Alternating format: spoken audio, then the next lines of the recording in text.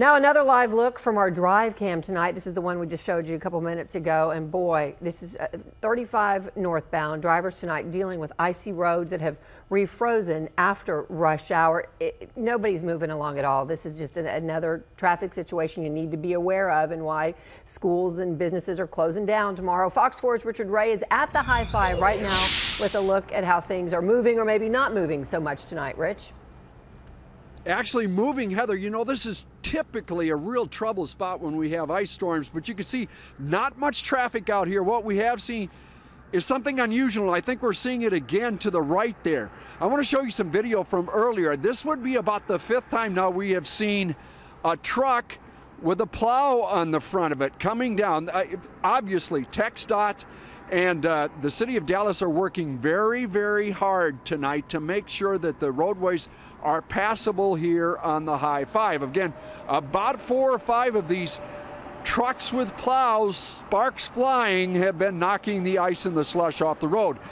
Now we want to show you some video from even earlier. This was just before the sun went down, and we saw both a plow, a truck with a plow, and a road grader. Now, the plows in North Texas are very, very rare. The road graders, we almost never see them, and we did see one of those here earlier tonight. Now, TxDOT's been working pre-treating roads in the Dallas-Fort Worth area since Friday. The city of Dallas has its emergency operations center open today. It will do so again tomorrow with about 35 of those sanding trucks out. Maybe the most dramatic of the accidents today and tonight happened elsewhere. An 18-wheeler literally hanging off a bridge on I-45 in Dallas. This is video from the Newton Street Bridge and the northbound lanes just north of I-20. It started when the semi jackknifed on the bridge and got stuck. While its driver was waiting for a tow truck, another truck driver lost control, hit the first semi, knocking the cab over the side of the bridge. The cab stayed on and attached to the trailer. The truck driver was able to escape, not hurt. Big mess, long time to clear it up. TxDOT then sending in sanding trucks to improve traction on the bridge. We got a tweet just a little bit earlier from the Dallas Police Department. They're talking about the number of accidents they had, and this number was before 7:30 tonight. There were over 300 accidents. And Heather, that they classified almost 200 of them as major accidents. It's a dangerous situation. A lot of people taking the advice and staying inside tonight and off the roads. Okay, nice job, Rich. Thanks. All right, crews in Fort Worth have used more than 300 tons of sand since early this morning to keep roads passable for the folks who do need to get out there. This is the TxDOT camera. We want to take a look. We've got I-30 and East Chase. That's going to show us a wreck at Randall Mill Road this evening, but right now we can still see that folks bundled up, but outside. No matter how hard the crews are trying, accidents are going to happen. Fox 4's Calvert Collins is going to join us now from another traffic trouble spot during the ice storms. This is the interchange. You're at I-35W and I-30. Not a lot of traffic behind you, Calvert. Surprisingly not, Heather, but we're frankly surprised we haven't seen any accidents, because this ramp right behind us, you can see those 2 cars right there with the flashers on.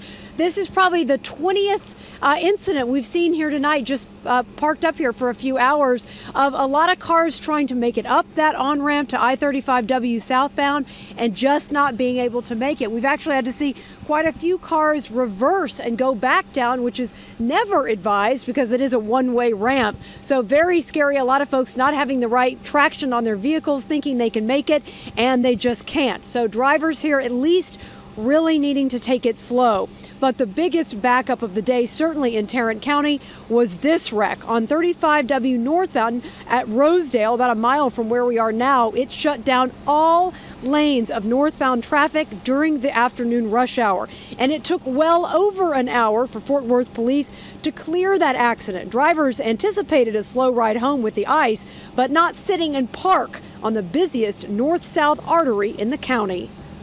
We thought it'd be slow, but we thought we'd make it okay. And then once you saw those lights, what'd you think? Yeah, that was gonna be a while. It's bad. It gets real icy and it's real slippery. I would have got home about the exit, probably quicker. Maybe.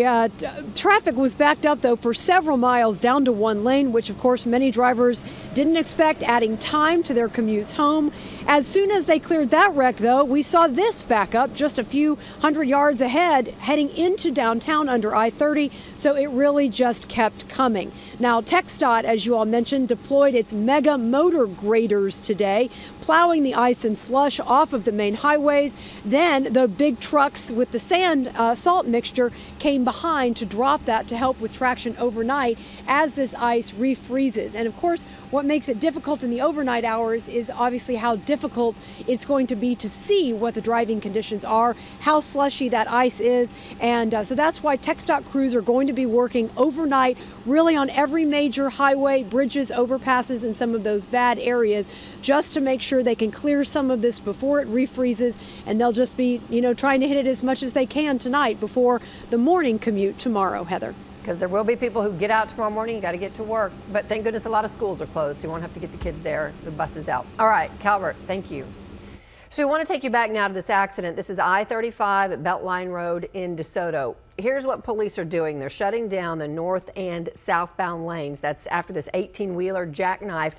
That happened in the southbound lanes, but we're going to keep a close eye on this as police get everything under control, keeping the traffic now stopped in both directions to take care of that jackknifed 18-wheeler.